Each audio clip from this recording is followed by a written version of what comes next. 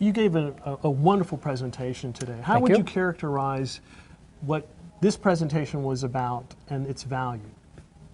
This presentation was really about how to stand out and get noticed in your industry by being different from everybody else who does what you do.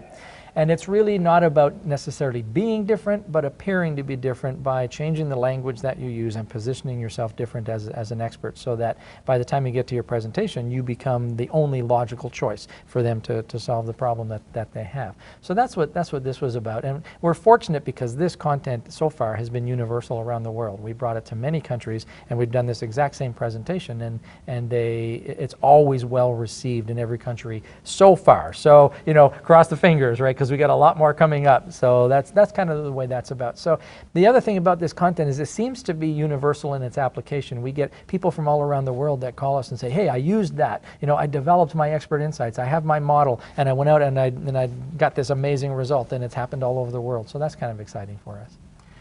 Now, your expert insights come from, in part, a background in psychology and in music.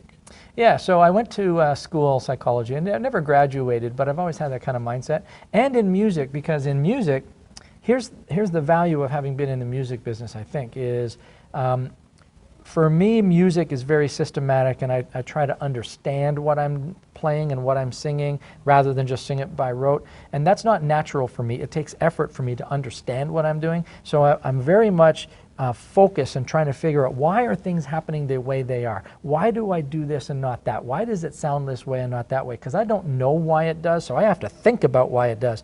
So that inquisitive nature has really served me well in what I do, because I listen to people talk. You know, I listen to you on stage, and my thought is going, why would he say that? Why did he say it that way? Why would he not do it this way? And why is his body language like that? And why did he move that way? And why did the audience respond this way? These are all questions that go through my head all the time, all the time, all the time. So from that perspective, the music business, and even the little bit of psychology training I have, has helped me understand how the brain works when audiences do a certain thing, or when speakers do a certain thing, and why audiences react a certain way. So all of that sort of comes into play. And I think that's part of what makes the program a little bit different, because it has that kind of content to it.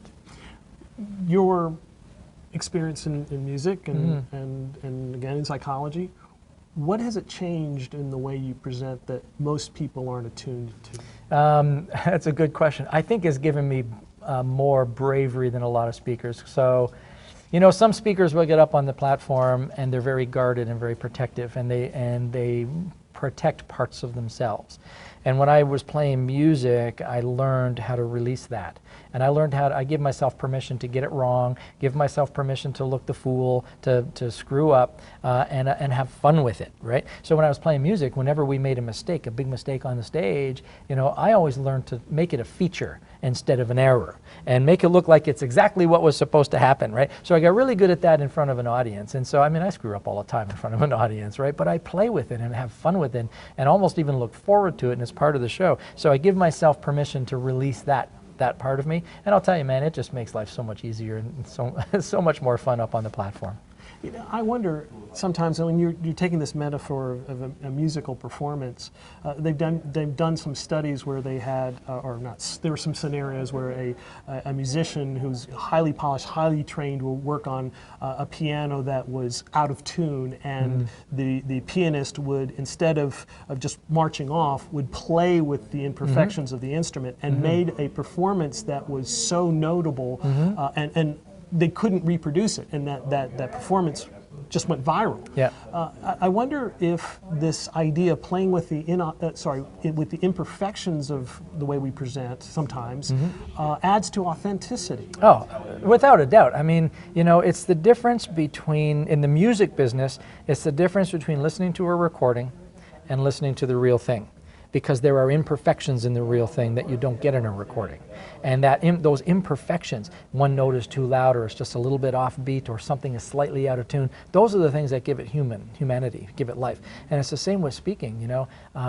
I don't count the ums and the ahs and if my hands are in my pocket, or, you know, I mean, I don't care about those things. What I care about is when I'm on the stage, am I reaching them at a visceral level and getting what needs to be gotten across? And a lot of times it's the imperfection that makes it perfect, right? If something is too shiny, if it's too perfect, if it's too crisp, and if it's too flawless, it's not human.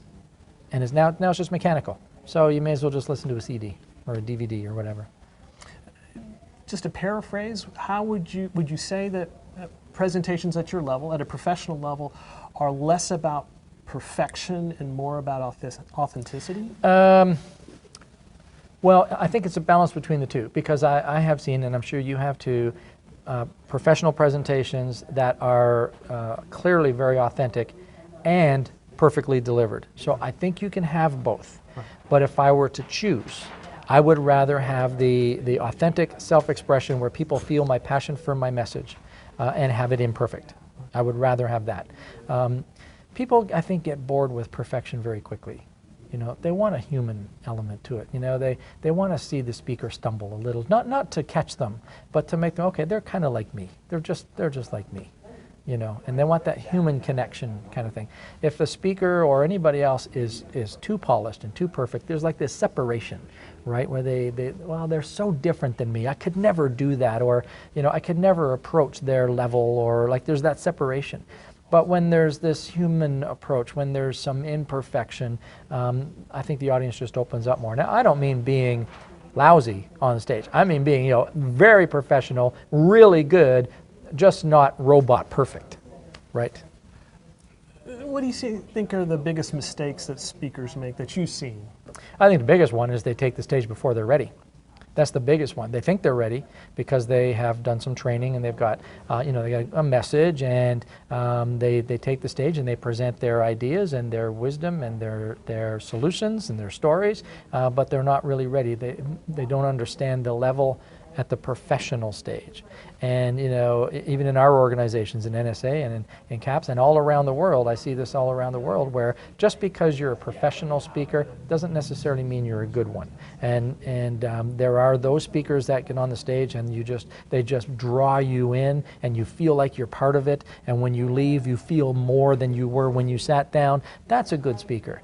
You know, the other speakers, there are those speakers where you're listening to them and either you drift off, or you can't wait for it until it's done, or you forget about it. You know, those are the ones that need some more work. You know, we're at the National Speakers Association meeting, and we're always trying to look forward. What's in the radar? What's evolving? What are the disruptors and things like that? What's on your radar that's not on most people's radars? What do you know? In the speaking business, you mean? Yeah, in communication presentations. Yeah, okay. Well, I don't know if it's not on most people's radars, but I think it's just starting to become emergent, and I've known it for a while, and that is the different ways of generating revenue from the platform. Mm-hmm. And a lot of emerging speakers still come in with this misconception that the only way to generate revenue is to get on a stage and get a speaking fee and then go from gig to gig to gig to gig. And that does exist, and it does occur, and there are people who do very well at that. It's becoming increasingly difficult to get into that space, and more speakers that are in that space are finding ways to augment their income because those fees are getting smaller and harder to attract. So speakers are adding different revenue streams to their portfolios. So, you know, selling products, doing training and consulting and all of these things. So a lot more speakers are adding these different tracks. And then the extension of that is, how do you market and sell those from the stage professionally? And that's kind of part of what we talked about today is, you know, how do you get in front of an audience, and how do you drive clients into your business off the stage without selling on the stage? And those skills are now are starting to become more and more in demand. And audiences are becoming more resistant to the high pressure, blatant sales approach on the stage that has done so many speakers so well for so many years. But audiences are starting to get a little bit more resistant to that. And the appetite now is for value and really good content. And from there is the extension of sales rather than the pitch on the stage. The pitch on the stage still happens. There's a lot of it out there, and some people do extremely well doing it. But audiences are becoming more resistant, and speakers are becoming more resistant to delivering that way. So speakers need to learn how do you bring your audience through through value, delivering value to a point where they need more. A lot of us, and you know, I'm a technologist, and we get exposed to public speaking if we're lucky early on in our career.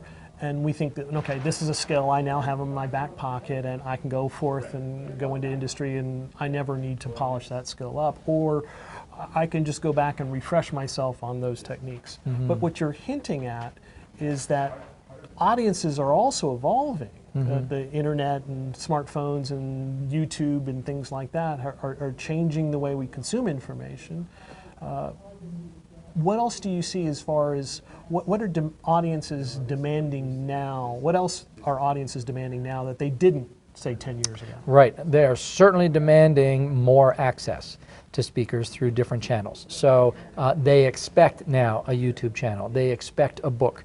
They expect videos. They expect some sort of an online community. They expect all of these different ways to keep in contact with the speaker. Because they're available, and so many speakers have sort of set that as the standard. So audiences expect that to be in place. So I always tell my speaker clients that what you do on the stage is just an extension of the entire program. You need to have the videos. You need to have the blog posts. You need to have the social media presence. You need to have the YouTube channel. You need to have the book. You need to have these things. And that's some of those areas are areas that I'm still building, that I'm not very strong in. But they become more and more important, especially as the younger generations are coming up and they're expecting those. The other thing that we're seeing that speakers need to be prepared for is adding virtual delivery to their game plan. So being able to deliver virtually to a room like this or bigger, do it from their office, a world away, so that they're on the screen. And even hologram technology is there now. We've seen speakers right here at NSA present through holograms across the world. So we have to be prepared for all the different technology that's becoming available. Some of us are resistant to that. I'm resistant to a certain degree because, as you've seen me, I use flip charts, right? And sometimes if people say I need to get more technical, I'll just write a big I on each one, and I'll say, well, who else do you know uses 2 iPads when they present? So I play it up a little bit. But I understand that, I have a YouTube channel. I've got, a new book coming out, my second one. I've got videos out there. I've got that presence. But we have to do that now, and that's a big change for speakers. That was never in demand before. Used to be, you go and see a speaker, and the only way to stay connected with them is to buy their home study course at the back of the room. And that's how you stay connected. Audiences want to be connected. They want to ask you questions. They want to be able to engage. They want to be able to hire you if they want to. They want to be able to get into your community. They want to talk to your clients. They want to be part of a world that revolves around you. They want to be in your orbit now.